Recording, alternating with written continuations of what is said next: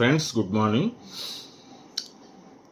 జీవితంలో తెలుసుకోవాల్సినటువంటి ముఖ్య విషయాల గురించి గత వీడియోల్లో ఒకసారి 5 పాయింట్లు, మరొక వీడియోలో 5 పాయింట్లు తెలుసుకున్నాం. ఈరోజు ఈ 3వ వీడియోలో ఇంకొక 5 పాయింట్లు మనం తెలుసుకుందాం.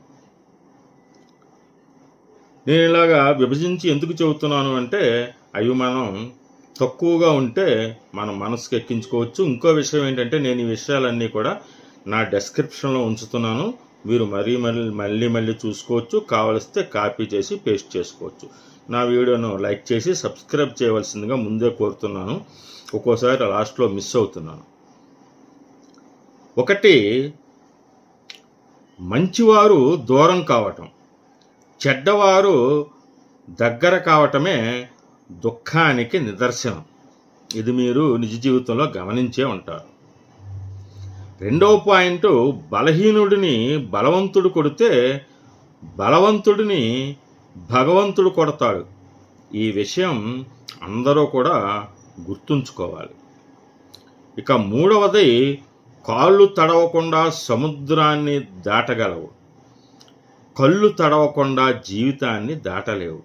అంటే ప్రతి మనిషి కూడా ఏదో సమయంలో కన్నీరు కారుస్తాడు, కళ్ళు చెమరుస్తాయి. ఆనందంతో అవ్వచ్చు, కష్టంతో అవ్వచ్చు, ఇంకో రకంగా అవ్వచ్చు.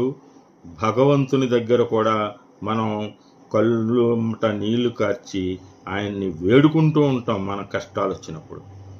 ఇక 4వ పాయింట్, పక్షులకు కొంత ధాన్యం, పశువులకి కొంత గ్రాసం, మనిషికి కొంత సాయం.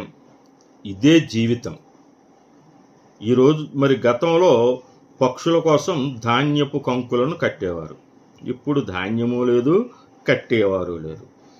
పశువులకి కొంత గ్రాసం. మనకి రోడ్డు మీద పశువులు అడ్డొస్తూ ఉంటాయి. వాటిని తిండి పెట్టలేకో లేకపోతే అవి పనికిరావనో వదిలేస్తూ ఉంటారు. మరి అటువంటి వాటికి మనం కొంచెం గ్రాసం పెట్టాలి. ఇక 5వది, ఉత్తమ గుణాల వల్ల మనిషి ఉన్నతుడవుతాడు, కానీ ఉన్నత పదవి వల్ల కాదు. శిఖరం మీద కూర్చున్నంత మాత్రాన కాకి గరుడు పక్షి కాలేదు. ఇది నిజం. అంచేత ఉన్నత పదవుల కోసం కాకుండా ఉన్నతమైన వ్యక్తిత్వం కోసం మనం పాటుపడాలి. దాన్ని మన వ్యక్తిత్వాన్ని ఎప్పుడూ ఒక్క రకంగానే చక్కగా ఉండేలాగా మనల్ని మనం నిభాయించి